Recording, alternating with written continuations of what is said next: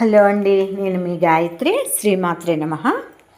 నేను బాండీ పెట్టుకొని ఆయిల్ వేసాను, ఇంకా కొంచెం వేస్తున్నాను. నేను చేయబోయేది ఇప్పుడు బెండకాయ ఫ్రై చేద్దాం అనుకుంటున్నానండి. అందుకని బాండీ పెట్టుకొని ఆయిల్ పోసుకున్నాను.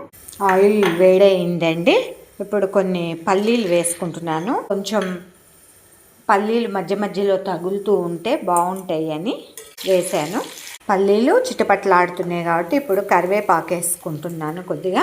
అలానే కట్ చేసి పెట్టుకున్న బెండకాయలండి అన్నీ వేసేస్తున్నాను.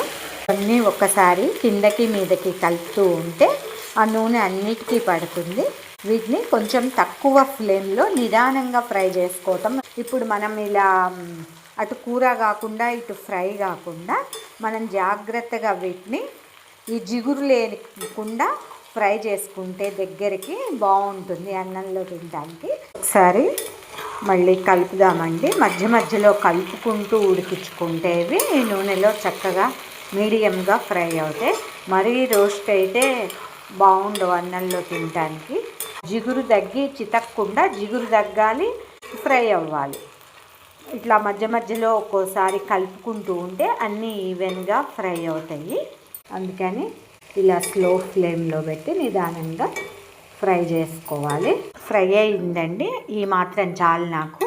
అందుకని అంత పక్కకి తీసుకుంటున్నాను.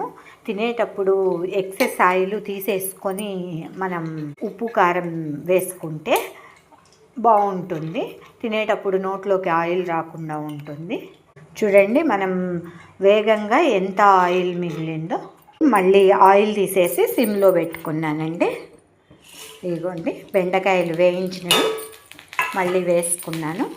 దీనికి సరిపడా సాల్ట్ వేసుకుంటున్నాను. అలాగే మనము ఇప్పటివరకు పసుపు వేయలేదు.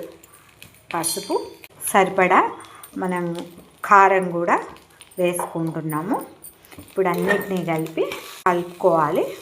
అంతేనండి, సింపుల్గా బెండి ఫ్రై అయిపోయింది. ఎక్కువ పిండి వంటలకు పోసినట్టు ఎక్కువ ఆయిల్ పోయకుండా ఫ్రై ఎలా చేసుకోవాలో మీకు తెలిసింది అనుకుంటున్నాను. నేనైతే ఇలానే చేస్తాను ఎక్కువ సార్లు. మీకు నచ్చితే ఒక like, share and comment please. Subscribe. పక్కనే బెల్ ఐకాన్ ఉంటుంది, ప్రెస్ చేస్తే నా వీడియోలు నోటిఫికేషన్స్ రూపంలో ఎప్పటికప్పుడు వస్తూ ఉంటాయండి.